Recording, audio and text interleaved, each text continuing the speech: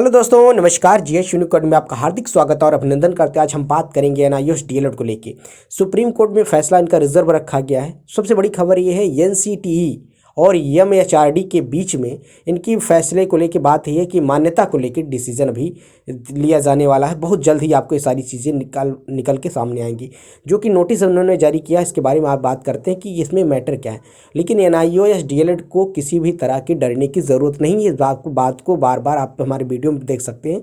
इसलिए इनको कोई दिक्कतें नहीं होने वाली है। जहाँ तक देखिए, बहुत सारे चैनल वाले इस बात को कह रहे हैं कि इनको बाहर कर दिया जाएगा, इनके लिए बहुत दिक्कतें हैं, लेकिन ऐसा कुछ है नहीं। क्योंकि आप बिहार से और उत्तराखंड से हाई कोर्ट से आप केस जीते हैं, इसलिए इसमें आपको कोई डरने की ज़रूरत नहीं है। और याद रखना है, जो हाई कोर्ट का फैसला होता वही सुप्रीम कोर्ट में फैसला मान्य कर दिया जाता है, जहाँ तक अभी तक देखा गया है।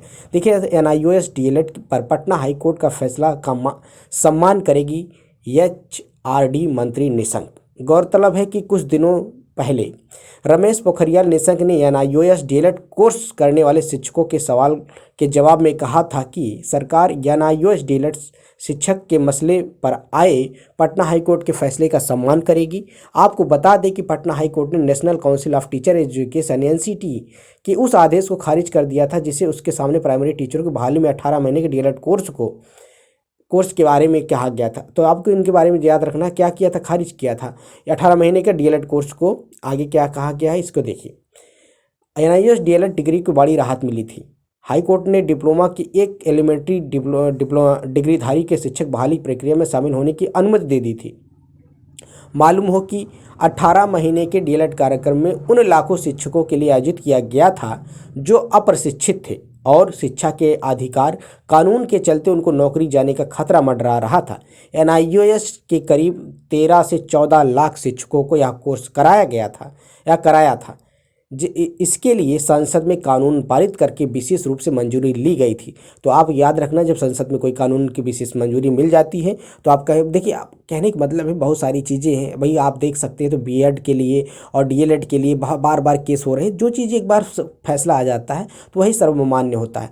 तो आप देखिए, बिहार से भी आपको राहत मिली थी कि हाँ नहीं, एनआईओएस डीएलएड वैलिड रहेगा, और उत्तराखंड से भी आपको इस चीज़ें की रही थी, इसलिए आप उत्तराखंड से भी केस जीते थे एनआईओएस डीएलएड वाले, और बिहार से भी।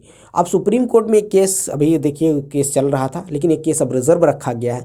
तो आपको इस बात के डरने की ज़रूरत नहीं। जितने भी एनआईओएस डीएलएड के विद्यार्थी हैं, उनको इस बात को लेके किसी भी तरह से डरने की ज़रूरत नहीं है। ये आपके पक्ष में ये फैसला आएगा। आपको इस बात को याद रखना है कि इसमें किसी भी तरह के नुकसान आपको नहीं होगा। अगर आपको देखो, सरकार है, अगर 18 महीने का कोर्स कराई है, एनआईओएस डीएलएड की है, जो इतने भी शिक्षक बन चुके हैं या शिक्षक के लिए अप्लाई करना है, तो आपको मंजूरी मिलेगी, आप अप्लाई करेंगे और आप आगे भी वैलिड रहेंगे। ये कोर्स में किसी भी तरह का दिक्कतें नहीं आएंगी। आपको स्पष्ट इस बात को जान लीजिए। मतलब कहने का मतलब ये है कि जितने भी एनआईओएस डीएलएड के विद्यार्थी हैं, उनको ये बात को स्पष्ट क्लियर कर लेना है कि इनको किसी भी तरह की दिक्कतें नहीं होने वाली हैं। आपको ये जान लेना है। दूसरी सबसे बड़ी खबर है कि जो केस रिजर्व रखा गया है, रिजर्व रखने का मतलब है कि डीएलएड को वैलिड ही किया जाएगा। आप इसको बात को स्पष्ट मान लीजिए। इसलिए किसी भी तरह की डरने की ज़रूरत नहीं है। आने वाले भर्ती में भी आप वैलिड रहेंगे, और जब जो नौकरी कर रहे हैं उनको भी नौकरी कोई खतरा नहीं रहेगा।